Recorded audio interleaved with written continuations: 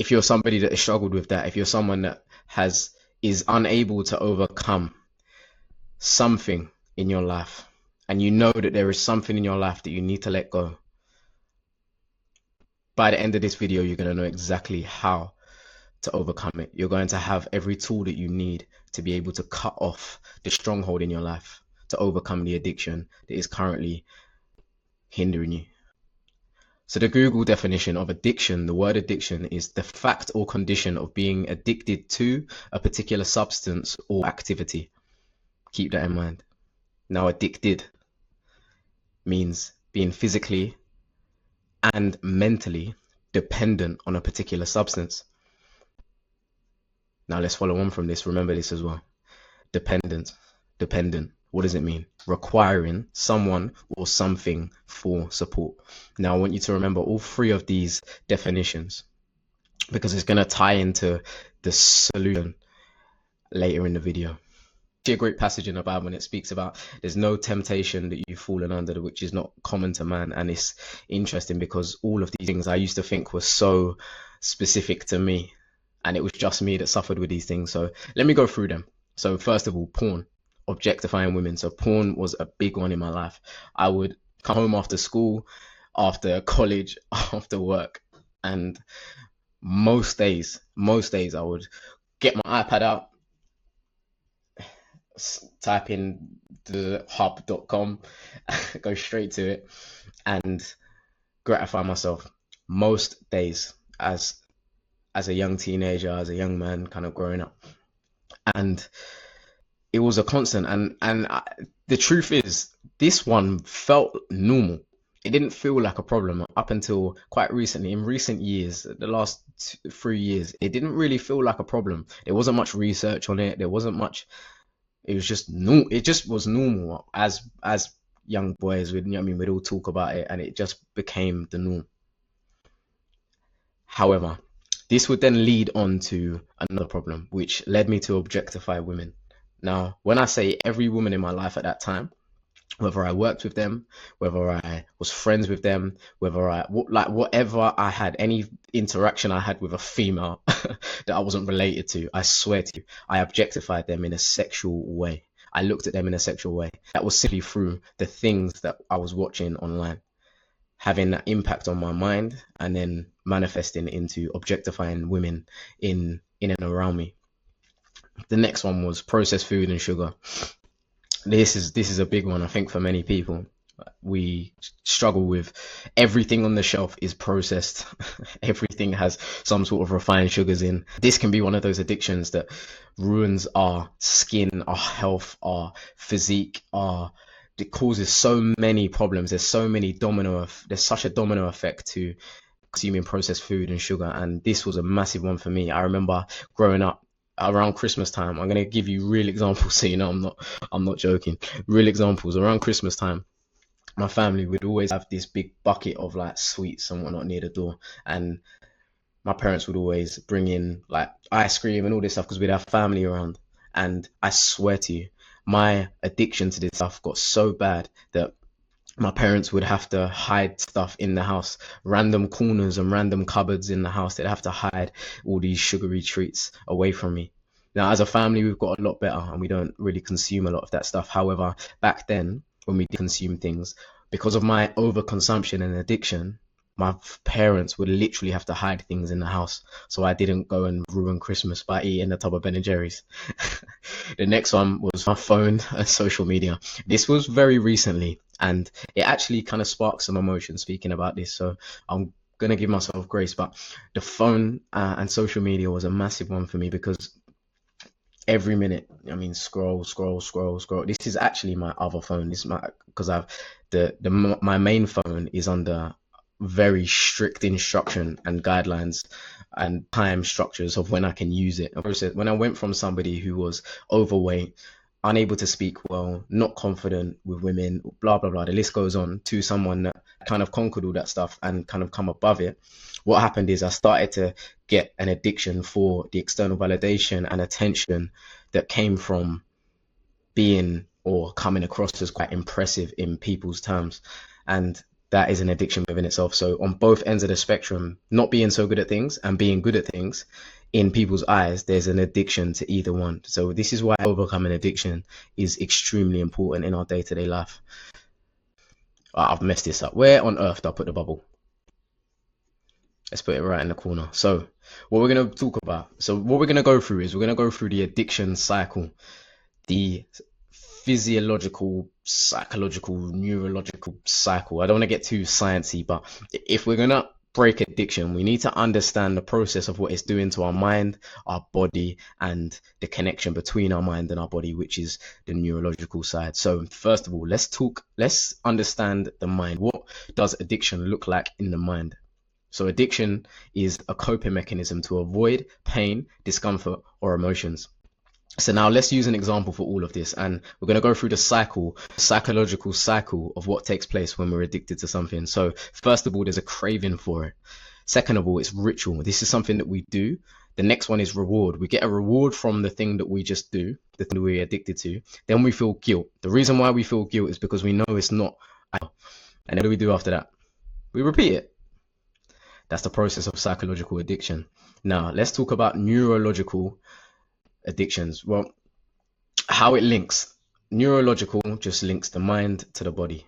This is the link between the mind and the body. So we're going to talk about the limbic system and how the brain becomes dependent on the hit, the brain's chemistry that impacts the body. So basically, this is very sciencey, and I don't want to get too sciencey. I'm really big on not getting sciencey. I've got a rule.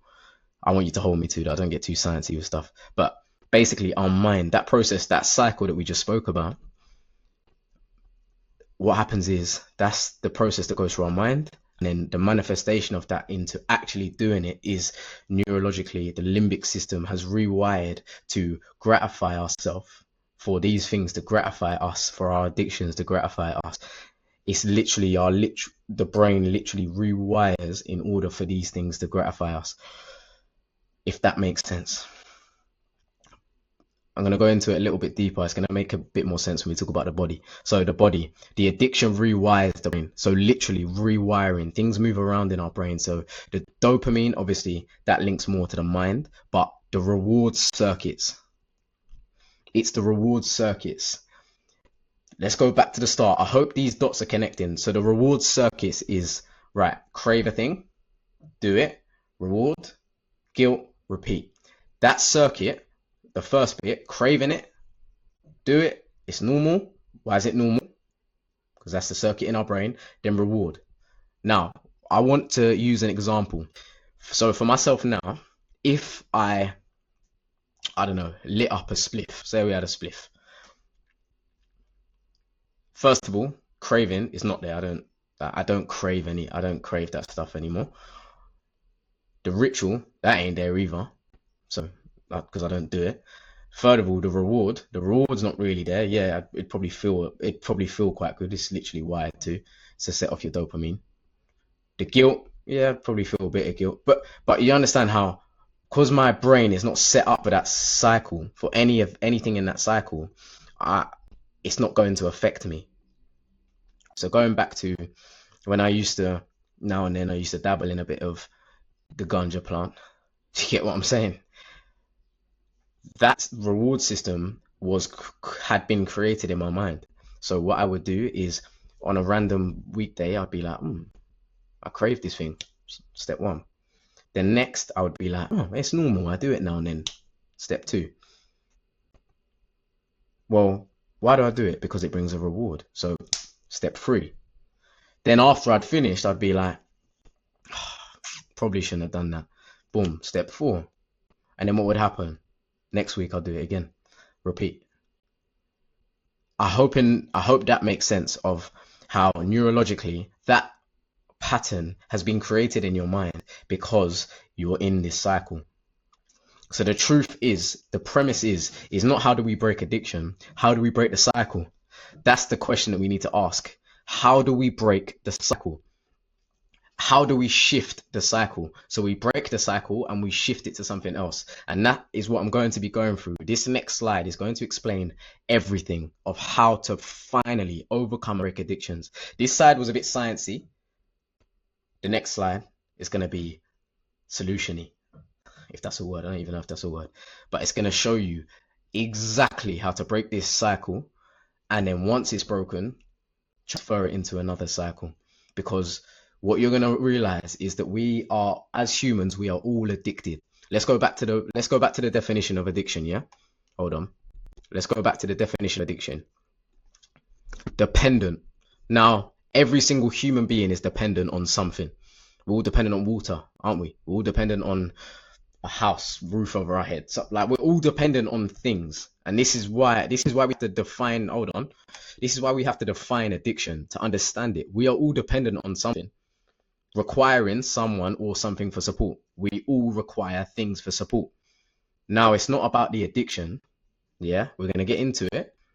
It's not about the addiction. It's about what we are addicted to. Addiction itself, going back to the definition of addiction, addiction itself is not the problem. In fact, it is very much the solution. Instead of viewing weed or, I probably can't say that on thing. Instead of viewing alcohol or stimulants or sugar or this as the thing that we require in order to operate, we shift that into the things that we actually need and actually provide value to us to operate. Are you addicted to water? Well, yeah, we all are. We all need it. Hoping this makes sense. So addiction is the perception of what we need. The reason why we are addicted to things is we perceive that we need them. And that's because physiologically, our body thinks we do. Psychologically, we are attached to it. And then neurologically, our brain has created new patterns to believe deep down that we are addicted to things. We are not addicted to anything other than the things that we need as human beings. Water, food, shelter, the list of stuff. So we're all addicted. Every single human being is addicted. And this is the thing that's going to help you start breaking that addiction, is understanding that we're all addicted to something. And the addiction is very much the solution and not the problem. What we're addicted to is the problem. So how do we break addiction? I hope that is sort of one example. I hope that kind of gives you the headline of how we're going to start breaking the addictions that are causing our lives so much hindrance and stopping us from fulfilling our potential. First one is awareness. Track the habit. We need to be aware. If we're not aware, if we're unconscious about things and we're not aware about it, how on earth are we ever going to put in place anything to stop it? Awareness is the seed to stopping something. Awareness is the seed to acting. Awareness is the seed. We need to be aware of the things that are causing us, which means if it's sugar, if it's alcohol, we need to be aware. Oh, hold on. This seems to be a habit. This seems to be something that I'm leaning onto. This seems to be something that I'm doing, which I probably shouldn't be doing all the time. That's it. Just a bit of humility. This thing, not the best. Probably shouldn't be doing it. That's the first one. Then what triggers it? Notice. Let's start to be aware. Right. So what day of the week do I normally drink alcohol? What place? Where do I normally go? Okay. Yeah. You see the seed. We're just starting to think about it. What normally gets me to do this thing? And then when does that happen? Yeah, day of the week, time, place. Where does all this happen? Then once we get that, now we can get onto the rest. So replace. This is huge. An idle mind is the devil's workshop. Now, going back to the psychological aspect of it, the neurological aspect of it, of our brain recreating patterns for us to believe we are addicted to things, okay? Now, what do you think will happen if you get rid of the thing your brain thinks you need? If you just get rid of it and we create this void in our mind. So the phone, great example. I'm going to use myself as an example as well. The phone. The first thing I had done, okay, when I got rid of the social media on my phone and I got rid of some other things on my phone, things that were taking my attention and whatnot, what I'd done is I realized now that there's going to be realize this: when you get rid of something, there is now like a 3-4 hour gap in every day that I don't have this thing. There's a void. So if we don't fill the void that, so if we try to get rid of something and we don't fill the void that is left, what's gonna fill it? Is it gonna be something new that we're trying, or is it gonna be the thing that our brain knows? Going back to the rewiring of your brain. All your brain knows is the phone. All your brain knows is the alcohol. All your brain knows is the going on these sites, these dodgy sites. All your brain knows is the sugar. That's all your brain knows. So if we get rid of it and just, nah, I'm not gonna do it. Come on, let's be real. Let's humble ourselves a bit. What do you think is gonna creep back in? Here it comes back in. We need to replace it. So I'll give you an example of what I done to replace the processed foods and sugars. So what I done literally is I first of all, awareness. I track the habit. What is the thing that I'm currently doing which is causing my addiction? Cool. Processed foods and refined sugars. What triggers it? Well, first of all, it's around me. Cool. Second of all, when does it happen? Most of the time it was happening over evening time because my willpower had decreased. Cool. Third one. How did I replace it? What did I replace it with? Well, I looked at the times that I was eating these things that I shouldn't be doing, which were causing me to be overweight, and I replaced them. So instead of being in my house with the things around me, I went to the gym, or I went somewhere where the stuff weren't around me, or I left my bank card at home, or just little things. And I spent that time that I was going to be eating sugar, I spent that time training. I replaced sugary stuff with training. I replaced it. So during the same time I would have been doing it is the time that I replaced it with something else. I hope that makes sense. The next one is cut off access. I think I just mentioned it, but the sugar, if it's in your house, all the willpower in the world's great. But if you have access to something that is going to set off your dopamine, which is your body sees as, if you have access to something that is going to boost your dopamine to the moon at the click of a button or the open of a cupboard, all the willpower in the world ain't gonna help. At some point you're gonna fall into it. And I can talk about this for the sites, for those dodgy sites that we go on. Let's be honest, those dodgy sites that might have a stronghold on you. The reason why I don't go on it anymore, or one of the reasons why I don't touch that stuff anymore, is because I can't. I literally can't. I have this is gonna sound mad. I literally have on my phone, it's set up so that certain sites, my phone, my iCloud, every piece of technology in my whole house, I cannot access it. So even if on the worst day, low willpower, I'm a mess, I'm sitting there, and I can't get on it. Problem solved. Same with the sugar and the sweets and the chocolate bars and all that nonsense. It's not around me. So even if I wanted it, I can't get it. I would have to go to the shop, or I'd have to do something that requires friction. So I ain't gonna do it. The next one. So environment. To go back on that quick. Cut off access. The Bible says something great in Matthew. It says, if your hand is causing you to sin, cut it off. Cut it off. Stop putting trust in yourself, because the reason we're addicted to things is because we trust ourselves. No, I'm gonna quit. I'm gonna stop doing it. All right, so why haven't you? No, I just slipped up. Yeah, we keep slipping up. We're human. We mess up. We're humans. So cut it off. Get rid of it. That's half the battle. As I just said, if I'm a bit peckish in an hour, I'm in trouble. All I've got is eggs and chicken thighs. I ain't got nothing else. So I can't eat that crap that I used to eat. Cut it off. Stop relying on your willpower, because you're relying on your willpower is part of the reason why you're still falling short. And that is just the truth. The next one, and this is probably the most important thing, shine a light. I'm going to give you an analogy. If you're walking home at night, why do you walk on the roads that are lit up? They got lamps and whatnot. Why do we walk down these roads? Because we can see. Because we know at nighttime, subconsciously, we know at nighttime there's dangers. There's people around, not so good people around walking about looking for things. Yeah, we know that. Well, I'm from the UK. That's what it's like here. So what do? Most of the time we walk around well lit areas. Your life is no different.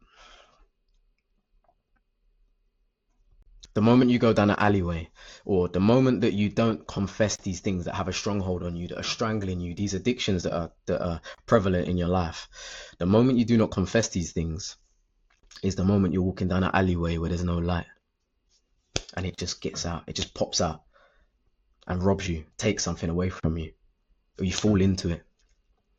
That's how I want you to view addiction. That's how I want you to view accountability. What did I just do in those 2 slides? I told you absolutely everything. My friends know everything. My family know everything. The people that I love, the people around me, my church, people that know me know the things I used to struggle with. Now, there's a light on all of it. That thing can't just attack me out at random now. Everyone knows I've confessed. This one is incredibly important. Because if no one knows you're suffering with it, or if nobody knows that this is a challenge in your life, then there is now nobody there to hold you accountable. Now there is nobody there to help you. Stop trusting yourself. I don't view telling people as like airing your dirty laundry, or not. View telling people as, first of all, confessing things. You'll be very surprised. The answer you might get back is, me too. I was just scared to tell anyone. You might change someone's life just by confessing what you're going through. The second one. So yeah, first of all, confession is, through confessing, we actually help other people. I just read out that list for you. I damn well know I ain't the only one watching. I know there's some of you watching this, or a lot of you watching this, that have gone through at least one of them or all of them. I know that. And I know that through confessing it and me being honest about it is going to help you realize that you're not alone in doing it, which is then going to support you in overcoming it. Shine a light. Don't go down alleyways. We walk down well-lit streets. Let's see what's around us. Let other people see what's around us. You got that Ring app on your CCTV. You got CCTV set up in your house. We all need to be in the loop of what's going on here, because if we're not, then we're going to fall into it. And worse, when we do fall into it, no one knows.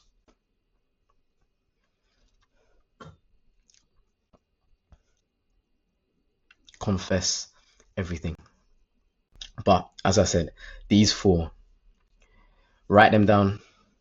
Watch this video 5, 6, 7, 8 times if you need to. Go over these things, because these are the processes and systems and behaviors that will enable you to overcome the addictions that have had such a stronghold in your life. You won't realize your potential until you overcome these things. You won't realize